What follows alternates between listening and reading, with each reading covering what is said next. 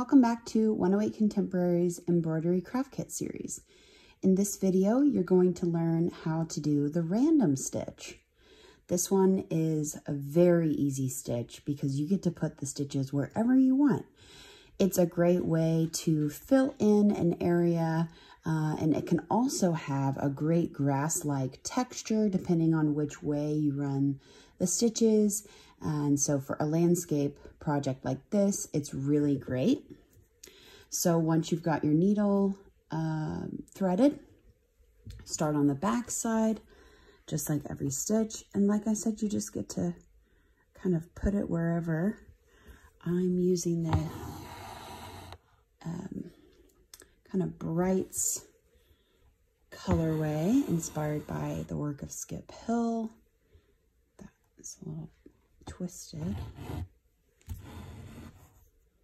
There we go.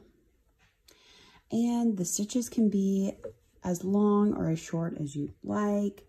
I'm just going to kind of layer them, going in kind of an up and down diagonal to kind of mimic some grass-like pieces.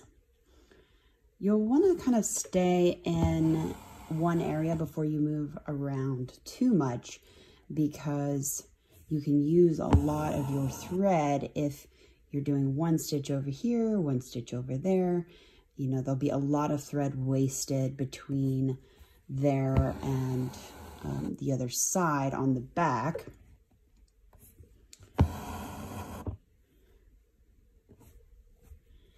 And there's kind of two ways to go about doing the edging in terms of what the outside of the area looks like. You could give it an outline with the back stitch, or you can do the random stitch all the way up to that line and kind of fill that in that way. This is one of my very favorite stitches. It's just so fun, and they never come out the same way for anyone. You know, everyone has different stitch lengths. But yeah, that is the random stitch. And you can also transition colors within the area. You can leave it kind of sparse. You can really fill it in.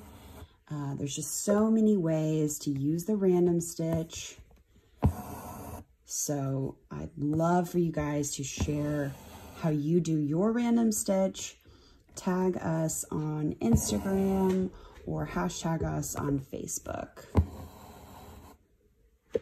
And stick around for more videos.